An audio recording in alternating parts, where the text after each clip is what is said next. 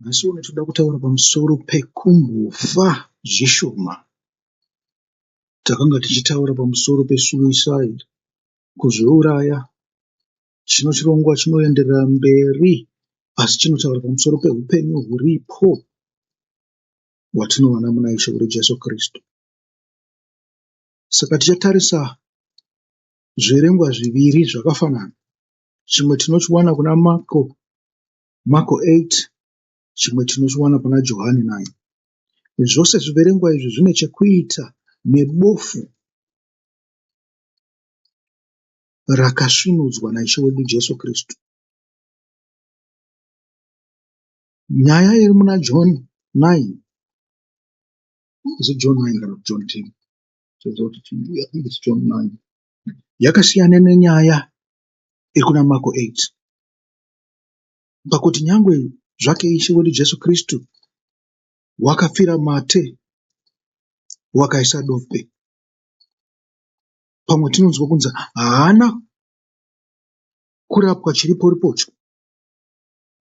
Pamwe zvinonzi kurapwa kwake kwakanga kuri gradual. Kuna Marko ndokwatinonzwa kuti zvakanga zviri gradual. Asi kuna Johani zvinonzi wakamutuma akati enda unogeza. Yativerengei chiverengwa ichi tisingavhiringike. Johani 9. Nyaya iyoyo inonakidza chaizvo. Kana toda kuziva rimwe vhangeri rakasimba mukati memavhangeri ose ari mana, ndiro vhangeri rebofu rakasvinudzwa naJesu. Yatinzwe nyaya yekuti inofamba sei.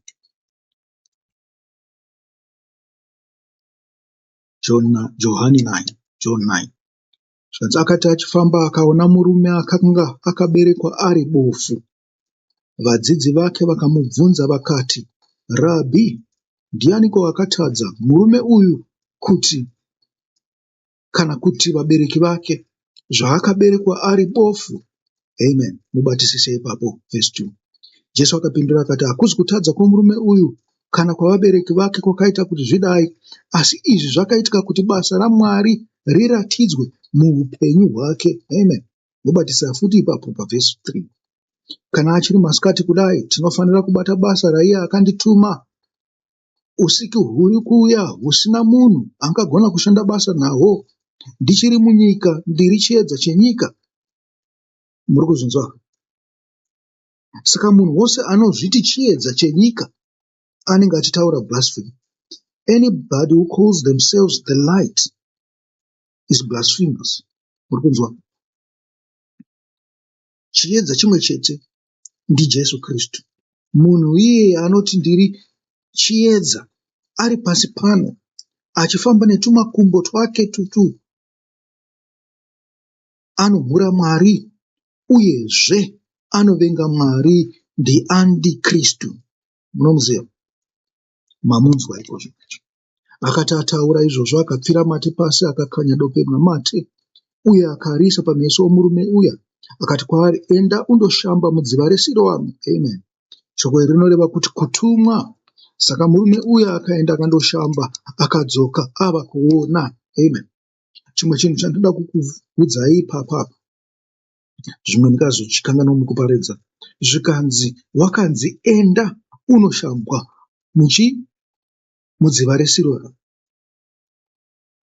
Ishe Jesu Kristu nesimba rose ravanaro vakadi kungoti, haiwa, ndakurapa, zvapera, chienda, waona, kutenda kwako kwakuponesa. Asi anomutuma iye wakatumwa naMwari, akatuma munhu kuti andoshambwa mudziva, zvichitaura mabasa emweya anozouya, kuti mweya iye ane simba rokuita mabasa aitwa naIshe wedu Jesu Kristu. Muri kupanzwa? Mvura, unongoziva, mvura dzimwe nguva inomirira vanhu, asi mvura zvakare inomirira mvura dzoruponeso, inomirira mvura dzomweya, ndiyo mweya mutsvene. Kanzi vavakidzani vake navaya vakanga vakumbomuona achipemha vakati, ko uyo haasi iye murume uya aisimbogara achipemha here? Vamwe vakati ndiye, vamwe vakati kwete, anenge akangofanana naye chete, asi iye pachake akaramba achiti ndini iye. Vakamuudza vakati, meso ako akasvinudzwa sei? Akapindura akati, murume anonzi Jesu akakanya dope akarizora pameso angu, akandiudza kuti ndiende kuSiroami ndinoshamba. Saka ndakaenda ndikandoshamba, uye ipapo ndakagona kuona. Vakamubvunza vakati, aripiko murume wacho? Zvikanzi iye akati, handizive eni. Mwari ngaakudzwe. Zvikanzi murume anonzi Jesu, iye muponesi, iye ane simba rokumutsa nyangwe navakafa neinzwi rake roga, akatumidzira murume bofu ambomisa dhaka kumeso. Dhaka rinoreva chiiko? Zvinoreva kuti iwe zvaunenge uri pashoko, dzimwe nguva unofunga kuti wakaponeswa, dzimwe nguva unoziva kuti Jesu wakakufira pamuchinjikwa, wobva wafunga kuti wakaponeswa nekuti wakanzi wakanobhabhatidzwa, wakanojorodzwa, wakabuda, zvikanzi aiwa ndokumuka naIshe wedu Jesu Kristu. Asi unenge usati wamuka, unenge usati waponeswa. Ndosaka dope rakashandiswa apa. Dope iri richireva kuti munhu angave aponeswa zvake, asi haasi mumweya, ari kuita zvinhu zvepasi pano. Kana uchiri kubatira pazvinhu zvepasi pano, usati wabatira pazvinhu zvemweya, hausati waponeswa. Naizvozvo unofanirwa kusuka dope riri pameso ako kuti uone. Ndo basa remweya. Zvikanzi hongu, ini ndini chiedza. Tinofanirwa kubata basa chiedza chichiripo. Zvikanzi kana ini ndabva, pachauya wakanzwa kunzi. Tinonzi patinotanga kutenda, tinopupura, tinotendeuka, tigobhabhatidzwa nemvura. Asi Johana anotaura kuti pane mumwe anouya anokubhabhatidzai nei? Nemweya mutsvene. Ishe wedu Jesu Kristu, chiedza chenyika, wakakwira kudenga kare, wakaenda. Asi isu tiri pano mukati merima, wakatarisa nyika. Unoona rime rayo rose nedope richiri rakabata vanhu pamaziso avo, nyangwe zvavo vakaziva kuti muna Kristu. Kutonema antikristu akawandisa, anofunga kuti ivo ndiye chiedza, vanofunga kuti vane enlightenment, vachifunga kuti kugadzira tunhu twemagetsi kana kuswera vachishandisa AI ndo enlightenment, vasingazive kuti kwete, dope riri pamaziso avo. Havasati vaponeswa, vachiri mukati merima, maandikristu. Hama yangu, enda kutsime roruponeso, uponeswe, uone zvedenga.